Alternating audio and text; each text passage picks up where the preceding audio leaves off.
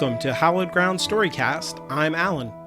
And I'm Anya, and this episode is about a movie that blows me away every time I watch it, the German spy drama, The Lives of Others. It'll be our secret. You can keep a secret, right?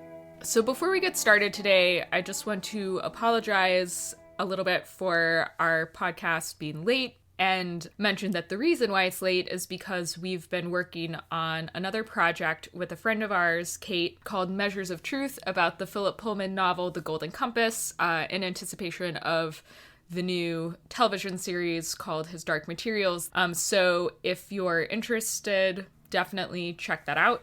And I also just wanted to highlight that The Lives of Others, the movie we're talking about today in this episode, is available on American Netflix, which almost never happens. We usually are choosing shit that's like so weird and hard to find. I was honestly shocked when I saw that it was on Netflix. But yeah, so like we're typically not super spoiler sensitive, and we try to make these podcasts so that you can enjoy them even if you haven't watched the thing. But this movie is one where I think there's a lot of pleasure in kind of like seeing things unfold without necessarily knowing what's going to happen up front. So if you have American Netflix and you think you would enjoy that, we would recommend turning off the podcast, taking the time to watch the movie, and then coming back. For everyone who's decided not to stop and go watch the movie, The Lives of Others is set in 1984, 5 years before the fall of the Berlin Wall. A captain in the East German spy agency, the Stasi, begins spying on a famous playwright and his actress girlfriend, but his loyalties begin to waver as he gets to know his subjects and realizes that the operation was initiated by a jealous government official with affections for the actress. After the playwright's friend, a blacklisted director, commits suicide, the playwright begins writing a subversive article for the West about conditions in East Germany. The spy chooses to cover for the playwright and his friends rather than report them. After the article is published, the spy tries but cannot stop the rest of the Stasi coming after the playwright through his girlfriend. She also commits suicide after revealing a secret during an interrogation, not knowing that the spy has covered for them. The spy is demoted to a menial job where he lives out the rest of the East German Republic. After the Berlin Wall falls, the former headquarters of the Stasi are turned into a museum and memorial, and the playwright goes to see his file after being surprised to find out that he was under surveillance the whole time. He realizes that the spy was covering for him and dedicates his next book to him. The Lives of Others was released in 2006. It was written and directed by Florian Henkel von Donnersmarck and is his first feature film. It cost $2 million to make and grossed $77 million worldwide. It won the 2006 Oscar for Best Foreign Language Film, as well as 7 Deutsche Filmpreis awards, including those for Best Film, Best Director, Best Screenplay, Best Actor, and Best Supporting Actor.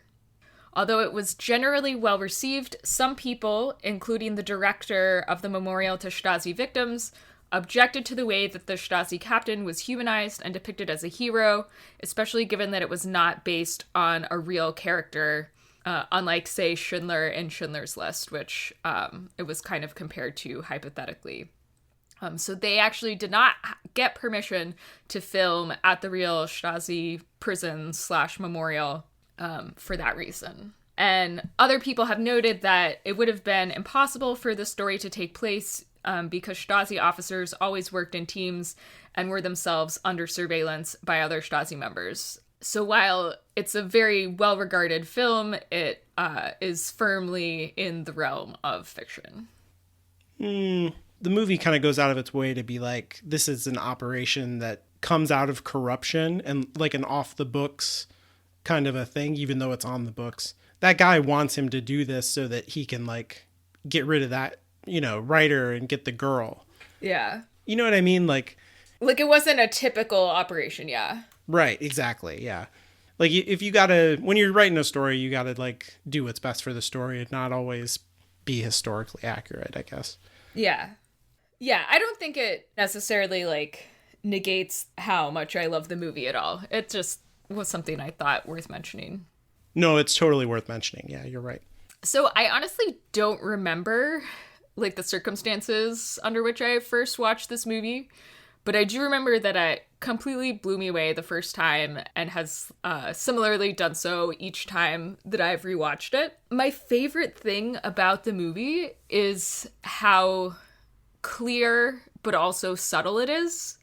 Like, everything is text. It's not subtext or open to interpretation, but so much of what's happening is being communicated by putting different scenes in context with each other and by keeping track of, like, very small details across the movie. So it's a movie that really, I think, respects its audience and rewards attention to detail. And almost every scene is doing multiple things in terms of relating to both, like, plot and theme. It feels so effortless and natural as you're watching, and, like, the 2 hours and 20 minutes completely fly by. But it's actually a work of precision clockwork. It almost functions like a mystery in terms of keeping track of, like, everyone's motivations and what's happening as the movie goes on. Yeah. That German engineering, man. Yeah.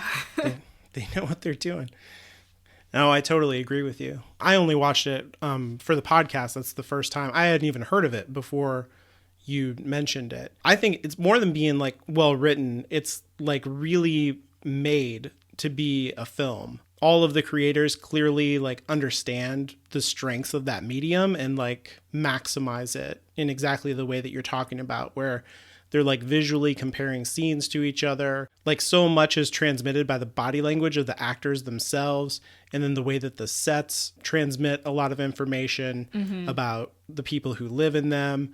And then also, like, the props or the kind of technology, like the cars that are in the street, as well as, like, these long moments of silence where you're just watching a character who might not have a whole lot on their face going on, but, like, you're just, like, riveted to it. Or at least I was. Yeah. It's not like a writerly movie because, like, the dialogue is usually ironic with the characters, like, saying the opposite of what their body or face is signaling. And so, like, to me, that just says that, like, the screenwriter, the director was, like, really confident about being able to pull this off in a visual medium and not, like, relying on, you know, kind of snappy dialogue or stuff like that. Yeah. And when I think that whole thing about the dialogue being ironic and characters saying the opposite of what they mean, I think that's goes a long way towards communicating, like, what it's like to be in an authoritarian state and, like, how nothing is really what it seems and how, like, the truth is always obfuscated. Yeah, they're like, we live in the socialist state, and it's like, you live in a fascist state. Like, nothing is whatever it says it is. It's like the opposite of that. Yeah, I mean, even the name of the country, right? It's like the Democratic German Republic. Yeah. But it's like, not that democratic. It's always like that in every, like, fascist state. It's always like the Republic of China. And it's like, no. So typically when we do these podcasts, we just kind of, like, write up some general notes with ideas that we want to talk about. And this is the first movie that we've done where I actually, like, wrote out detailed plot notes scene by scene of, like, everything that was happening in the movie because I felt like I kind of needed to almost to make sure that I noticed everything that the film wanted me to notice. It was super helpful to me when I was making my notes in the doc. I kept scrolling through it. I was like, okay, what happens next? Oh, yeah. That cool thing. So thanks. Yeah. And so I think maybe we can just start out at the beginning because that opening scene is doing so much work to really set up the movie. It's really interesting because it's like this framed kind of thing. It's not exactly what you think it is when you're watching it at first, where it begins, like, with an interrogation, right? But it's not actually an interrogation because what we're doing is, like, seeing the interrogation as, like, a memory, but it's a recording that's being played for a class that's learning from the interrogation. So for me, by setting up the interrogation as a teaching moment where he's, like, explaining everything that he's doing as he's doing it, it's establishing that the spy, whose name is Weissler, is, like, really fucking good at his job and a true believer and also not overly empathetic or sentimental towards, like, the people who he's basically, like, torturing. And I think that's really important because otherwise his turn where he like betrays the Stasi and is protecting the people who he's supposed to be spying on isn't as powerful. It's not an arc. Yeah. That's really good. Yeah. And totally. so the scene is so good at like really firmly establishing all of those things. I mean, the whole movie is basically about his character arc and his undoing and like losing his status and his rank. And even the first line of dialogue, so it's embedded in the memory, not in the classroom. The first line of dialogue is address him as captain. And it's like highlighting his rank. And at the end, we see him, you know, as like a menial laborer in the letter processing department. And then as like a mail carrier, you know, not high status jobs. But the first time we see him, he's like in his full military regalia. Totally in command of everything that's happening, both in and out of the frame. Like he's controlling the other person and he's like in charge of all the students and stuff and literally like turning on and off the recording. So he's like absolutely in control. And then, at the end, he's like a nobody. So that's a really good point. And I'm not sure if you noticed this, but they make a big deal about him asking the person who he's interrogating to put his hands beneath his thighs to get the sample for the dogs. And then 2 hours later, whatever, when we see the Minister of Culture, Grubitz, interrogating Christa Maria, there's like a lingering camera shot on her hands, like at the chair. And it shows that Grubitz is actually really bad at his job. Like he's not following the protocol. He's not having her collect a scent sample for the dogs. Right. Yeah. In that scene, I was like, so is he like trying to let her feel better about this because he's not following the procedure? But then I was like, she wouldn't know about that. So it wouldn't make her feel better. So, like, no, he's bad at his job. Yeah, I think it's just showing that he's bad at his job. It really, like, assumes that you're picking all that stuff up, and then it rewards you for doing that. Like, the movie never does anything that's not paid off later, really. Yeah. I think the way that it opens, too, with Weissler is important in this way that Alfred Hitchcock used to talk about when, you know, if you open with a burglar in a house, like going through the house and like tossing open drawers, and that's like a bad person, you know, somebody that we're not supposed to sympathize with. But then you have like the car lights go through the window behind him, and then you get this stab of anxiety as that happens, and you're like, hurry up, man, you're about to get caught. And suddenly like you're invested in this bad person. And I feel like that's something that the movie does, starting us off with Weissler instead of with Draymond, who would be way more sympathetic, you know, in any other context. But we have to care about Weissler on a certain level in order to go on this arc with him. Yeah, Draymond being the playwright. The guy he's surveilling. They're kind of like dual protagonists that play off each other a little bit. I think they both have kind of like similar arcs where they start off as true believers of socialism and of the state, even though they kind of come at that belief in different ways. Draymond, the playwright, is an optimist, and so he kind of believes in socialism, you know, for all of the high-minded philosophical reasons. Yeah. Whereas, you know, you get the feeling that Weissler is like, hasn't ever really considered philosophy that much. He's just good at his job and doing what he does and like fully bought into the state security apparatus. And then they both arc away from that on kind of like parallel tracks.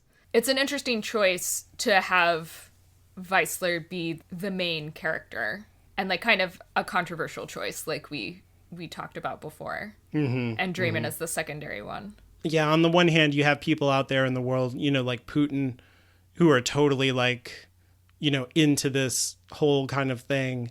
And like, are you teaching people that like these people can be brought back?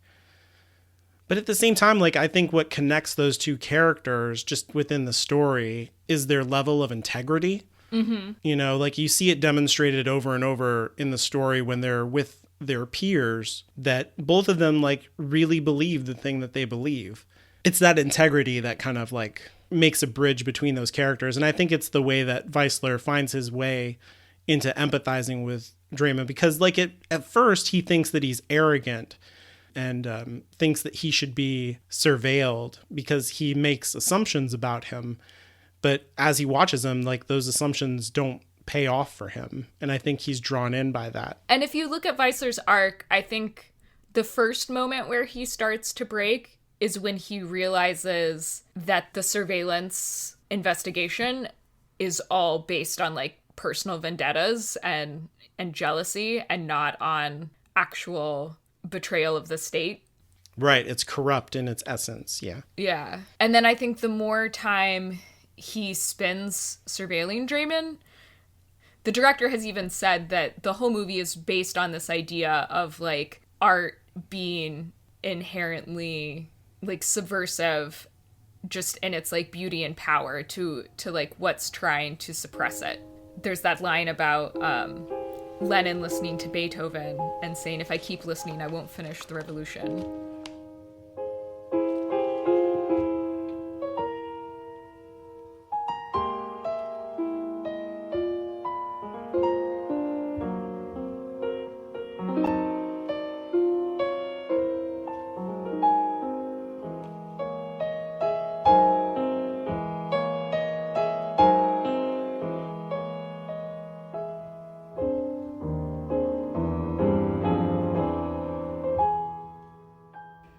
Like when we first meet Weissler, we see his apartment and it's like completely bare.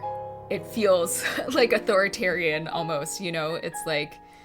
like out of a catalog or something. Yeah, it's just, it's not warm. It's like very utilitarian. It has no personality.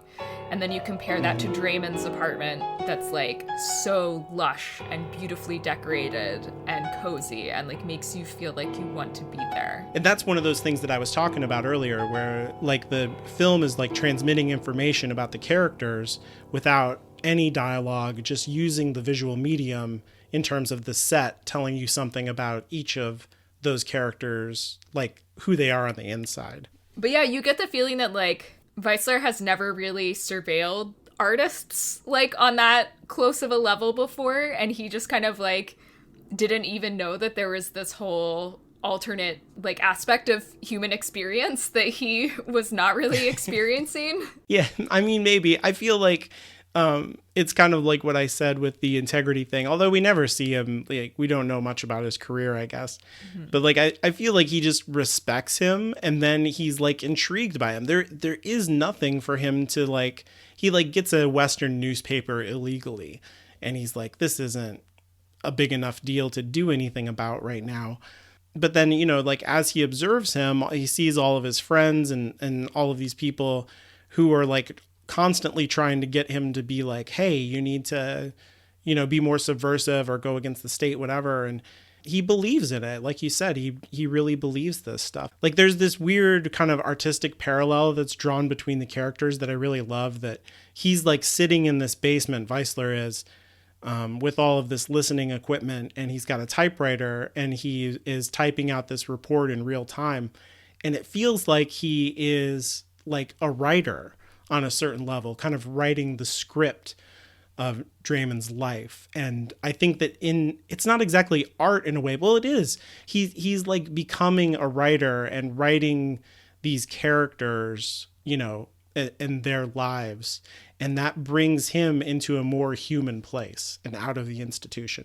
And there's definitely that one scene after his friend Yurska commits suicide, and his response to finding out about the suicide is to just like play the piano and like express his grief that way. And there's that shot where the camera is kind of like sweeping around Weissler at his keyboard, and I think it's drawing like a clear parallel between like the piano keys and the typewriter keys. Yeah. And yeah, I think it's making that comparison for sure. Weissler literally turns into a writer because in order to cover up for the article about suicides, he has to actually write a play about Lenin. And like, right, yeah. It's not good. Yeah. I think the movie also has a lot of like funny, understated jabs at like bad cliche art. right? Both through Weissler's like clearly terrible play and just like completely overwrought and cliche retelling of Linen's life story. Yeah, it's just like the high notes. And then the director who directs the first version of Draymond's play that we see at the beginning, you know, that's again just like totally predictable, ordinary, like not very inspiring. And then contrasting that with the reimagined version at the end after the wall comes down and Germany's unified. And you can see like, oh, this is what this play could look like in the hands of a better director. Yeah, it's all symbolic instead of this very literal version that you see at the beginning. Yeah. And the movie like lives in those contrasts. Yeah. Like it'll set something up and then reframe it in the same kind of way over and over and over. I really think that it's about the creation of Weissler's reports are just like, to me, it's like he's kind of becoming a writer and he's like exploring that empathy for all of those people. And like you said, he's angry about the whole thing being corrupt to begin with. And I think that's kind of where it really starts for him, is when he buzzes the door so that Draymond can see that Hempf is like involved in this entire situation. Yeah. So actually, that was one of the questions that I had, because I think there's a way to interpret that scene where he's trying to punish Krista Maria, but I think you're right. I think he's actually trying to lay all the secrets bare to show that it's Hempf that's really pulling the strings. I had a hard time with that too when I watched it. Like, I understood that he wanted him to go there and to see it, but I was like, why does he want that? Because he wants a confrontation between them. He wants them to like, he wants to push Draymond, but that's not what it was at all. I think it was like a really emotional choice. I think it might have even been subconsciously motivated by like his disgust with Hempf for being a corrupt official. This guy is like really high up in the government and basically wants Draymond's girlfriend, the lead actress of the play, to be like, I don't know. I think he just wants her for sex. He doesn't even want her as like his wife or anything. He just wants like a trophy. Well, he just sees everybody around him as objects, you know, right? Because that's what happens when you're powerful. Right. Yeah. And it corrupts. It's interesting, though, when Weissler does that, like, we've seen the sexual assault scene in the car, but Weissler hasn't. He doesn't necessarily know how consensual or not it is. Like, at that point, he knows that Hempf started the investigation, but he doesn't necessarily know, like, how exploitative that is. Maybe he's intuited that. He doesn't seem that intuitive about human nature. No, I think what he was expecting was like a breakup or something, because like what does happen is that at the end there, she's just like, hold me. And he does hold her. I just read something like really heartbreaking on Weissler's face as he watches that and then is interrupted by the changeover of the shift. Yeah. And then he calls a sex worker immediately after that. Yeah. Yeah. And I think that he doesn't even want sex. I think he just wants that moment of being held and holding someone. Oh, yeah, absolutely. Because, you know, when his appointment is over or whatever, he asked her to stay. And she's like, you should have booked more time. And he's like, yeah. And you definitely get there's like so much good subtlety in that scene, like how awkward he is with the sex worker. It makes it clear that like this is not his normal thing. Like he's never done this before. I couldn't tell. Maybe you know this. I don't know. Was that an illegal thing or was it like, you know? I don't know if prostitution was legal or illegal. She was clearly like, I think that building is for like, it's like a company building, like a government, government people live there. And she was like, don't worry, I'm not going to be late because I'm like going down the hall, So there is a Wikipedia page called Prostitution in the German Democratic Republic. There you go. It was outlawed in 1968 and partially tolerated thereafter. Okay. The Stasi used prostitutes. They were called Milkesmaidens for gaining information. In the GDR, all parties benefited from prostitution. The rich women, the satisfied suitors, the informed state. So much satisfaction it will hardly ever be more in this industry. That's a quote from Uta Falk. Because she seemed very like in charge of herself and like and fine with everything, and I was like, this is kind of a healthy portrayal of a sex worker, and I was like, maybe in the socialist system that they had, like, it was all above board, but I guess not. No, after the reunification, prostitution became legal. So Okay. So I guess it was technically illegal, but yeah, it was. I agree. It felt like a very healthy depiction of sex work. But clearly, like, a slide for him away from following the rules, because if he's breaking the rules to get her, and then also, like, he doesn't even want the thing that he's getting. He wants that intimacy that he was peeking in on. Yeah. Where Draymond was able to forgive her and be there for her without maybe not totally understanding what she went through, but I think intuiting that, like, it was all more traumatic and less consensual than he might have been thinking. Yeah, exactly. It wasn't like clearly a traumatic experience for her and not something that she enjoyed at all. No, I mean, that scene is terrible. I don't know if you want to talk about it. Like, it's terrible to watch. It's not terribly done. I think it's really well done. I mean, yeah, trigger warning. You might not want to watch it if you've experienced something like that in your whole life. Yeah, it is a horrifying depiction of, I think, like, power and consent dynamics and I mean, it's clearly a sexual assault. He even gives her a chance to say no, but clearly she can't actually say no, you know? And it's like, oh, it's so slimy, and it's such a good her body language of that because is like disturbing. Mm-hmm. And she doesn't say no, and so, like, for him, he's like, I'm good to go. It's horrible. And they don't actually show, like, the actual rape, but they, like, get all the way up to the moment of, and it's and you're just like, oh, terrible. It's, like, so disgusting. Even, like, the I don't know, I wonder how self-aware Hemph, the government official, is, right? Because she clearly doesn't want to get in the car.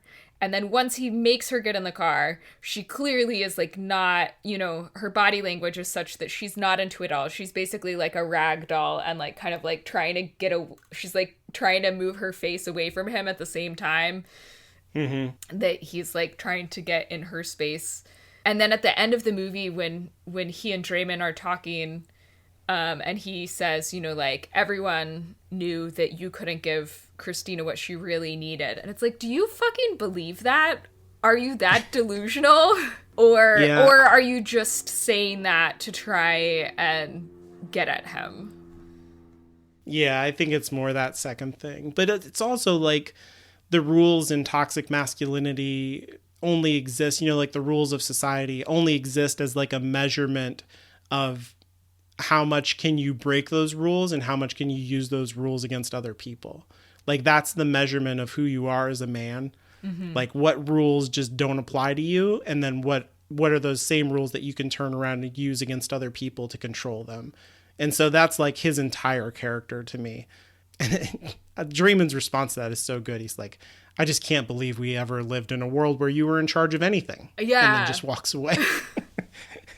There's, like, so much of this movie that I feel like I relate to more now in, like, the age of Trump and just the, like, blatant, in-your-face, open corruption. The way that they, like, force people to say things that go against your own perception. It's what we're living through right now. Like, when the first time that the Stasi go into Draymond's apartment and they, like, rip everything apart looking for the typewriter and can't find it. And as the guy's leaving, he says, in the unlikely event the damage has occurred, you may claim compensation. And Draymond just says, I'm sure everything's in perfect order. Because he's like, right. like, as the like pillow feathers or whatever are still settling on the floor. Yeah, everything's been slashed, literally. Yeah. That, like, joke scene in the cafeteria where the Minister of Culture, Grubler, he starts off, like, making him think that it's okay to finish telling the joke and is laughing with him. And then he gets super serious and asks him for his name and rank and is, you know, scaring him and threatening to destroy his career. And then he, like, laughs again and tells his own subversive joke. And the guy is clearly like just terrified and has no idea what's going on. Like, is he actually in trouble or is he not in trouble? And Grubler's clearly like fucking getting off on this power trip.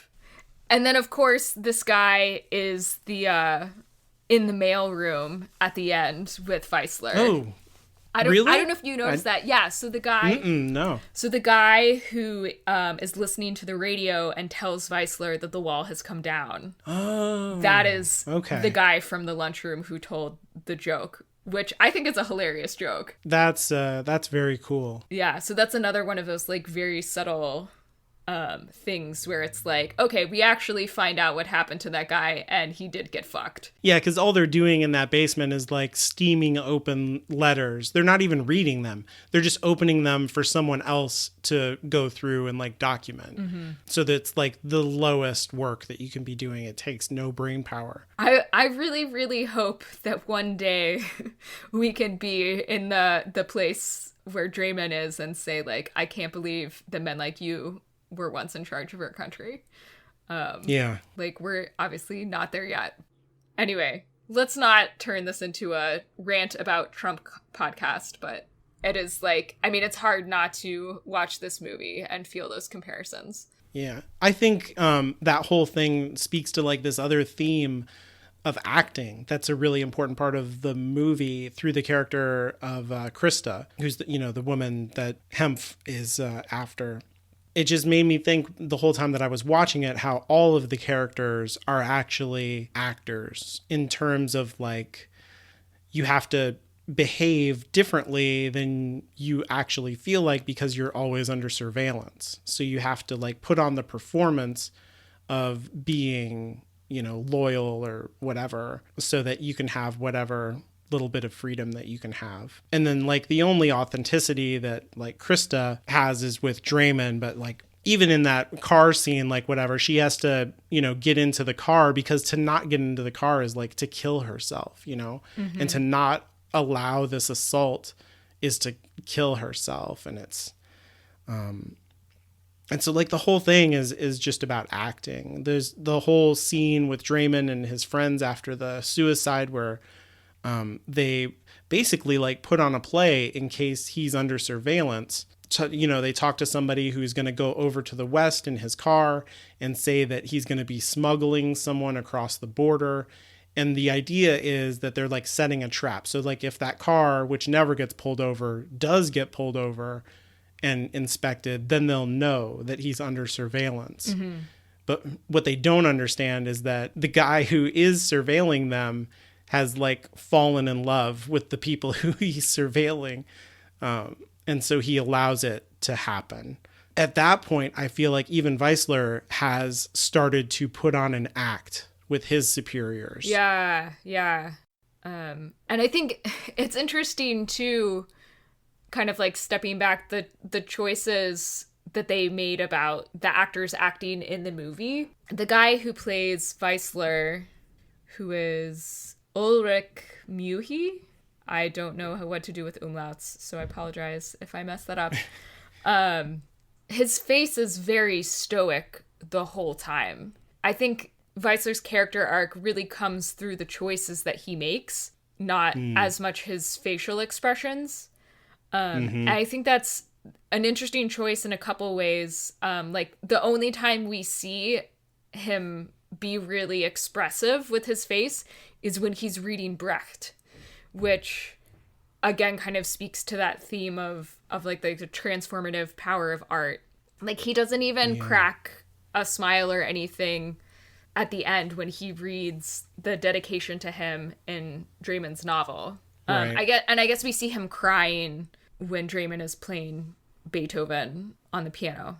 In the end, like his stoic face ends up being like his tool for survival, right? Because he has to lie to his boss's face. He's like in the Stasi prison and he has to lie about what he's doing. And he manages to keep his facial expression so still the whole time because that's just like how he lives. That's like how he copes with living in this environment. I kind of wonder if he is that detached because of his job, like if it's that something that his job did to him, or if he just is so good at his job and rose up through the ranks because that is what he was already like. Yeah, it's hard to know. Clearly, the movie like tells you over and over again, everybody hates the Stasi. So like, how much does he hate himself, and how much does he have to numb himself against that? Yeah. And in that way that he becomes an actor in front of his boss and mirrors that scene that he has with Krista in the bar. Like the boss is literally the audience through the window.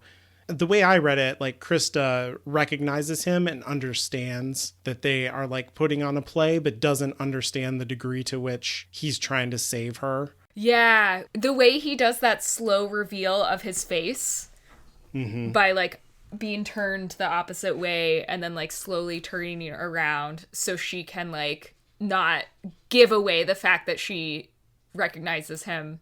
He like calls back to the conversation they had in the bar when he says, remember your audience. And what he's trying to say, right, is I'm on your side.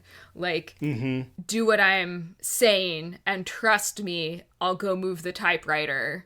Tell them where the typewriter is and I'll go move it before they can get to it. But he can't communicate all of that. There's like a limitation. Right. And so, of course, she ends up thinking that she's betrayed Draymond and killing herself. That scene is so fucking good. All of it. It's really like, good. And like even the scene in the bar is so good even before you know what it's setting up later. Yeah, in that scene, he's being really authentic with her and like trying to tell her something and like really inserting himself into this story that he's gotten mixed up in. And then later, he's the one who's not being authentic. You know, they send her off. They feel like she's totally equipped for this. They're like, just go back to Draymond and be an actress. And it's like, she can't because he's the one person that she's real with. Right. That when that moment comes and they're going to tear up the floor, she can't take it. It destroys her. Yeah. I think it's really like the climax of the movie emotionally. And then everything after that is like, you know, declining action that really like gives you some satisfaction. Yeah. He sticks it to him. Honestly, like everything that happens after Christina's death almost feels like an epilogue. Yeah, totally. The entire state is like this act, right? That everybody is just kind of propping up through their performance. And the only reason it exists is to like, for the people who are in the apparatus to like get more power. It doesn't benefit the people. Like the people live in this state of like irony. And they're all like forced to be these actors. And like, if you're ever authentic, if you're ever real, it will kill you the way that it kills her. It reminded me of that thing that we talked about in the Measures of Truth podcast that I brought up about living in Eastern Europe, this really good essay called The Power of the Powerless by Václav Havel. That's like all about living underneath the regime and how all of these grocery store owners are required by the government to put up this sign that says like, workers of the world unite, the Marxist slogan. They don't do it because they're like hoping the workers of the world will unite, because that would be really bad for them. Yeah. You know, the people who see the sign don't think that that's going to happen, and they know that the government doesn't want it to happen, but everybody pretends like that's what the government wants, and they pretend like that is what happened so that they can not be killed and be allowed to exist at all. And it's just like this ironic, oppressive thing where nobody lives in the truth and everything is cynical, and it's all like, it's very dark. Yeah, it's interesting now that you bring that up, like thinking about the message of the movie, right? Because on like one level, the movie is truly like dark and sad and horrible. But ultimately, I think because of the epilogue, the tone of the movie, it ends on a lighter note and a more optimistic note. It's just interesting because the thing that turns everything around, that like brings the optimistic epilogue, is completely outside of the internal plot of the movie, right? Like the fall of the Berlin Wall and the collapse of the East German Republic has nothing to do with our Stasi spy and the artist. Right. It's like completely external to them. Even though I think the movie speaks really powerfully and effectively to a lot of themes and like the internal emotion and like experiences of all of the characters, it kind of speaks really ineffectively to like the broader ideas of like optimism versus cynicism and like fighting against these systems. Like, if anything, the movie is like very cynical about fighting against these systems, and if that's going to triumph, it's going to be something bigger and outside of you. Like, what you do doesn't matter. I agree with that. I think the movie doesn't have much hope or offer much hope in those terms. And it's, a lot like what that essay is about is about complicity of the people who are under the system, not just the people like Hempf who are using the system, to their own advantage, or even people who are true believers like Weissler, but like just the person who lives right across the hallway from Draymond, the Frau Meinecke. Yeah, who like sees the secret police go in there and bug the place and never says anything to him. Mm-hmm. Even though she cares about him. Oh, and then they have that amazing interaction where like she ties his tie. It's so good. And he's right? like, it's our little secret. And she's just like so panicked. Yeah, she's like doing everything she can not to say because she wants to do it. And so like if she did say, it would be terrible for her, right? She would go to prison. She would have there was somebody in college that he knew exactly what to say to her to get her to cooperate. Mm-hmm. And so if she did do the right thing and say the truth and be authentic, it would have destroyed her. It would have destroyed other people. So instead, she's complicit with this system that is hurting everybody. And by means of complicity like that, in 100 ways from 100 little people all over the place, that's how the system exists. Yeah. And that's how these things are able to exist. They're actually like really fragile in a way, but they're so powerful versus one individual. But it's, it would have to take a cooperative effort of everybody insisting on living in the truth in order to defeat these things. And the movie doesn't deal with that in any meaningful way. But that's why this like post-truth stuff is so important to fight against, because this is the result, after the fact. When you're not living in a world of truth anymore, you're living in a world where any individual can be shut away and vanished. Yeah. And everybody has no choice but to go along with it, because you don't want that to happen to you. Yeah, the one like truly authentic person that we see is that little kid, which is like one of my favorite scenes, which is super dark, but also like comes across as like very comedic in the moment. Yeah. He's just like playing with his ball and he asks, Weissler, like, are you with the Stasi? And Weissler's like, well, what do you think the Stasi are? And he's like, they're bad men who put people in jail. That's what my dad says. And he's like, who's your... And he like makes the choice. He's like, you know what? I don't even want to fucking know. He's choosing ignorance in the same way that Krista Maria is choosing ignorance later on when she doesn't want to know what they're working on, because she knows that it is putting her at risk. And the only reason why she finds out about the typewriter is because she like accidentally comes home at the wrong moment. Yeah. And she doesn't even ask about it. Mm-hmm. She just like pretends like it's not happening. Yeah.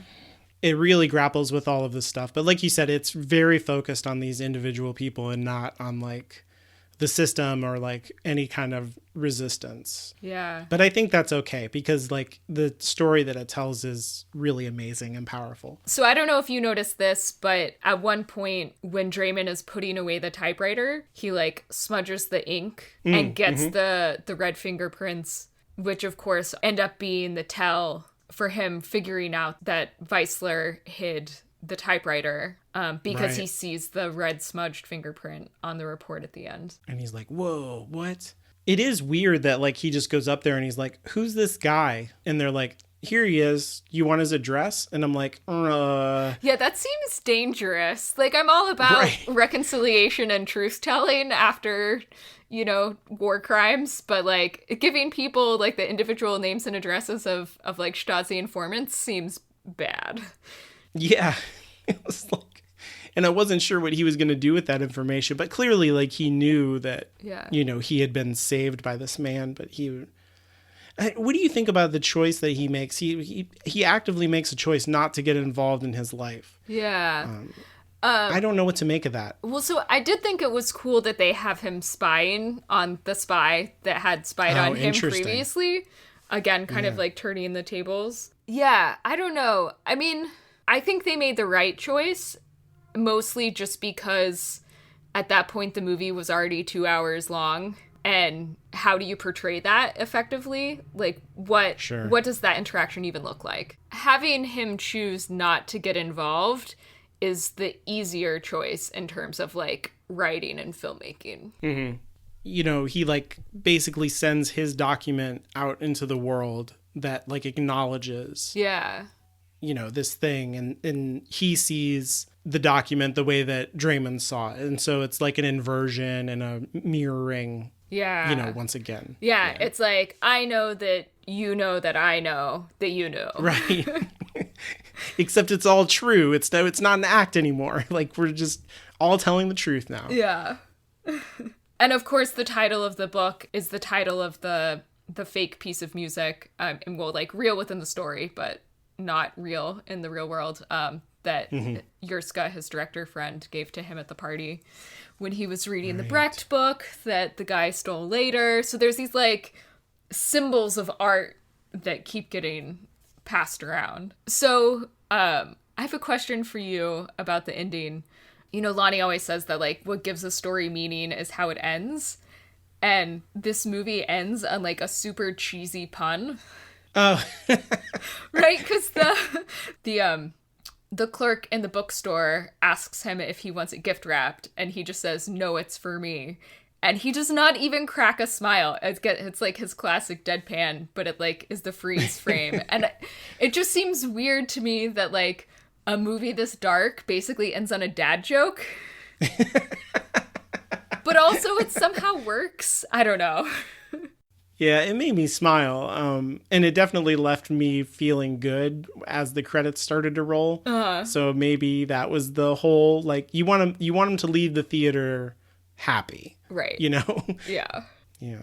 I was wondering, like, the book itself, I assumed, and I don't think there's any way to know the answer to this question, was the story of what he read. Like, I felt like it was his story. Oh, you think, like, it was basically, like, the plot of the movie, but, like... Yeah, it was the movie that we just watched, basically. Mm-hmm. Yeah. So that's the feeling that I had. We just watched the movie adaptation of the in-universe book, basically. Ooh, I like that. And so that was the feeling that I had when he said that. Like, it was for me. So, I don't know. To me, like, even though this is a story about, like, oppression and, you know, fascism and all of this stuff, what it's really about is, like, storytelling and writing, and which is really filmmaking. Mm-hmm. And, like, there's all this meta stuff about people writing and acting and all of this stuff. And so that's what I felt like at the end. It was like the story folding in on itself in a way that kind of sent us back out into the world feeling like it was all tied up in itself. So what you just said is making me think more about some of the critiques of the movie, for basically being, like, too optimistic and cheery, like, given the reality of what the Stasi actually were and how oppressive they were to the population. Mm-hmm. And that, like, even though this story is not true, and even though the collapse of the authoritarian regime had nothing to do with the actions of the characters in the actual story, it is kind of inspirational in a way, right? Like, it is, you know, if you get disillusioned with the system that you're supporting, you can try and fight back in whatever small way you can, right? And that's, like, the title of the book, right? It's the Sonata for a Good Man. It's the movie is kind of trying to ask, like, what makes a good man? And, like, although I think in German, I don't know how much Mensch, well, and in English too, right? Like, man can be somewhat gender neutral. Supposedly. Yeah. Like, what makes a good person? Right. Is it insulting to the people who suffered under the Stasi, to try and use that historical backdrop as a way to inspire people to try and fight back against current oppressive systems and to like be the best person that they can be within the confines of that system, you know? Yeah. And it's like, you never know. I think what the story is telling us is that you never know how things are going to turn out, right? Like, all you can do is try and make the best decisions you can in the moment to try and protect yourself and the people around you, like, given this oppressive state. Yeah. It's also kind of like, almost an apologetic for art, you know, for like its own sake, and saying like it is important. Like when you see the play at the beginning, almost nobody is there, and the people who are there cynically, like they're spying on all the people. And it's not like, you know, it's not about the art. You know, when you're in these kind of systems as an artist, it feels like no one is listening, and that nothing you do matters, and that your resistance is meaningless. But then at the end, when he goes into the West, that theater is packed. Yeah. And the book is a bestseller, and the truth matters. And the truth lives in the art. And like they said, you know, with that song, when you hear it, then you become human. And it's the art that brings Weissler around, both him becoming an artist by trying to write a better ending for these people, and the art that he is fighting for in what Draymond does. That is what being human is. Part of it is producing art. And the degree of resistance that you can do with art is limited, but is essential. Yeah. If that's true or not, I don't, but that's what the movie is saying. It's probably more meaningful if you, like, I don't know, resist with guns if you have to, or something. Yeah. Whatever. Yeah. Economics and diplomacy, you know, whatever. I don't know. I'm trying to think if there are like other like favorite moments that we haven't really touched on. I love when they're sitting down to the lunch scene, and Grubitz wants to I think I've been calling him Grubler, but Grubitz is his name, wants Weissler to sit in like the boss section, and Weissler sits down in like the plebe section and just says, "Socialism must start somewhere." Right. Yeah. And he means it. Yeah, no, he totally does. He's not doing it to fuck with his friend. It's really good. Yeah. That's one of those scenes that really shows the contrast between them. And then the whole thing goes sideways so badly, but so good. Yeah, there's not a wasted second in the movie. It's like you said, it's like clockwork. Yeah. In the very beginning, when they're at the play and like deciding whether or not to open up the file on Draymond or not, and there's the conversation between Grublitz and Weissler when Weissler is suspicious and Grublitz is like, no, he's totally clean.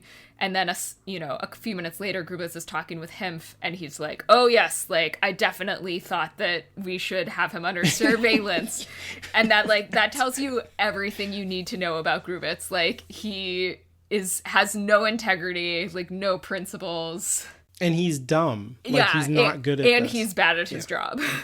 Yeah. There's a really good scene with, speaking of people who are good at their job, with the typewriter guy, too. Oh my God. Yes. That totally reminded me. Like, he belonged in some kind of, like, CSI show. He was, like, so perfect.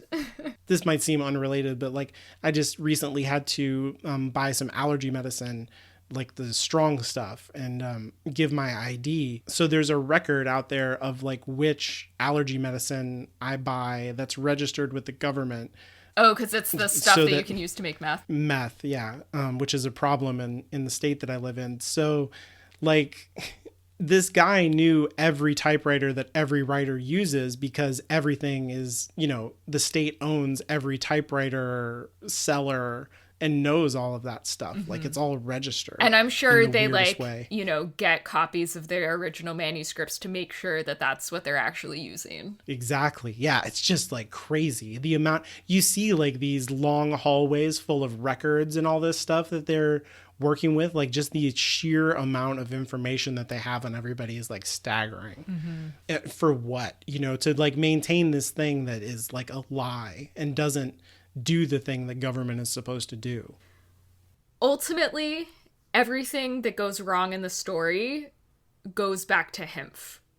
even though he's like a very minor character that we only see a few times, like he's the one that's pulling all of the strings, and his motivations are the ones that like set everything in motion and that ultimately turn it into a situation where like they can't win. He wants Krista Maria, and if he can't have her, he will destroy her. And he's so powerful that there's nothing that they can do. Like, Draymond is an optimist, right? And he's the one who encourages Krista Maria not to give in, to just say no. And he's completely wrong and naive. But he doesn't suffer any of the consequences, right? Because, you know, because it's the patriarchy. And as the woman, she is the ultimate object for ownership, not him. Yeah, it's just... I feel like there's a feminist analysis in there somewhere where it's like, you have these like clueless privileged men who like don't fully understand how the system is operating on people who have less privilege than them in the system. And he's like, of course you don't have to go have sex with that guy. Like, you can just say no and you'll obviously still be able to work as an actress. And it's completely wrong. On the one hand, he's encouraging her to stand up for herself and like take back her bodily autonomy and not subject herself to the sexual trauma. But also the advice that he gives her, which is on some level selfish, right? Because he begs her not to go. He says, just do this one thing for me. Don't go see him tonight. Ultimately, that is the thing that gets her taken up by state security and killed, because she doesn't have the power to say no, given the oppressive system. If I have one like actual criticism of this movie, I feel like this movie is so good and I love it, but I think it's like clearly written by a man. And I don't think it like really grapples with the fact that like women suffer most under the system because the patriarchy sees them as objects. And I don't know if Draymond fully grapples, like the character fully grapples with the fact that like he indirectly caused her death in that way. And like ultimately everything is all of Hemp's fault, obviously. But like his naivete and optimism like went a long way towards putting her in danger.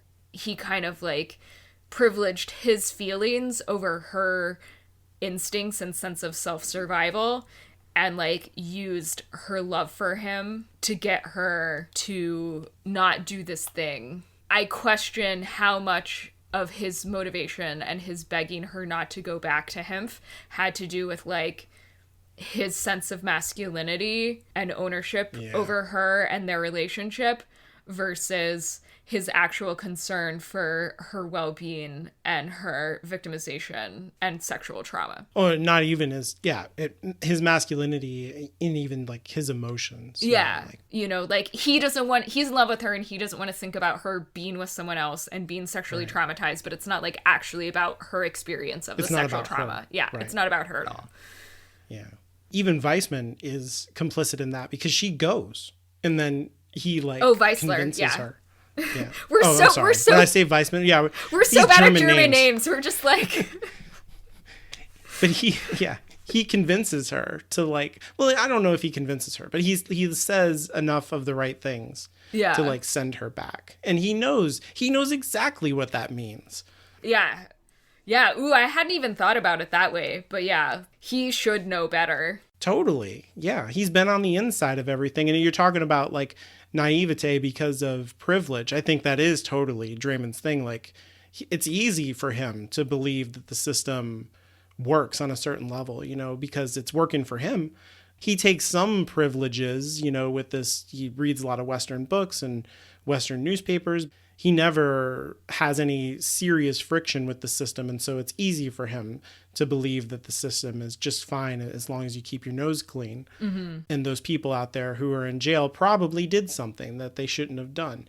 But, for Weissler, it's different. Like, he knows exactly how all this works. And for him to send her back is completely about the feelings that he's feeling and has nothing to do with, like, keeping those people safe. Yeah, and how he's like invested in their love story and their relationship from a very masculine point of view.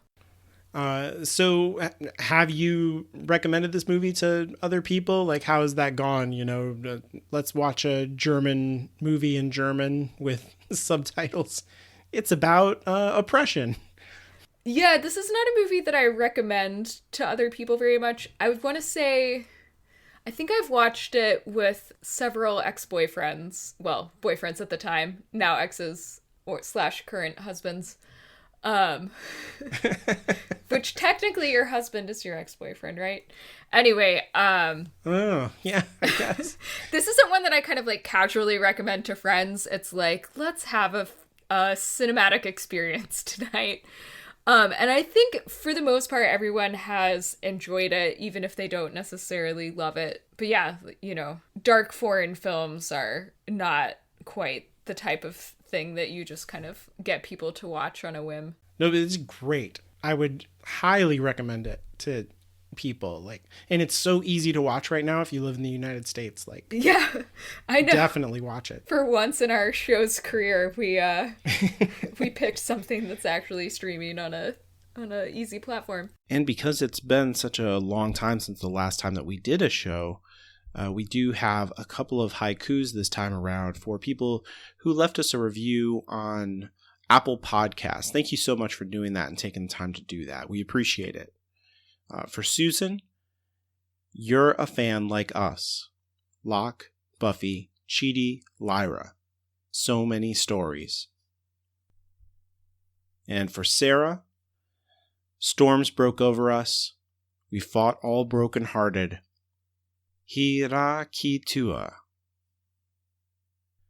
Thanks again so much to both of you for leaving us reviews on Apple Podcasts. And if you would like a personalized haiku, just go ahead and do the same. Okay, so I guess we're done for today. Join us next month for an episode on the Mexican. The Mexican, which is not about a person. That is not an objectification of a person. It is about an object called the Mexican. It's a 2001 movie that I've watched many times. I really love that movie. But it's like a non-romantic, non-comedy, weird indie movie with Julia Roberts and Brad Pitt. And I feel like I have to inoculate people against the expectation of romantic comedy because of how badly it's gone in the past for me of people watching this movie. So this is one that you have experience recommending to people and having them bounce off of it. It's yeah, talk about exes. This movie, oh my God. It's like a train wreck of bad experiences with romantic partners. Okay, well, hopefully we can... never mind. That was going to go in a weird direction. I was like... We can't reverse that. Yeah, it's not reversible. I was like, weird indie movie is pretty much guaranteed to be something that I'll like. So hopefully you'll have a better experience. Even if I'm not a romantic partner, we can redeem that somehow. Yeah, I look forward to the discussion about it. It has a really great cast, and it's a offbeat kind of funny movie. There's a weird amount of dead people in it, and some criminal misadventures and stuff like that. Incompetent crooks doing small time stuff and getting themselves mixed up with people who they should not be mixed up with. And so we don't know exactly when that episode will be coming out, because we're going to be recording many episodes for Measures of Truth in the next few weeks and months. So I would say probably at least 1 to 2 month hiatus. Mm-hmm. We're going to kind of get to it when we can get to it. But we have to prioritize those TV episodes so we can get those out on the regular schedule for Measures of Truth. If you like what we do, don't forget to rate and review the show on Apple Podcasts. That is the best way for new listeners to find our show. I'm Anya, and you can follow me on Twitter at StrangelyLiteral. That's strangely, then Literl. I'm Alan. You can follow the show on Twitter at HGStorycast and visit our website at hgstorycast.com. And if you'd like to leave us feedback, you can visit hgstorycast.com/contact or send an email to contact@hallowedgroundmedia.com. Hallowed Ground Storycast is a Hallowed Ground Media production and is produced under a Creative Commons non-commercial share-alike license.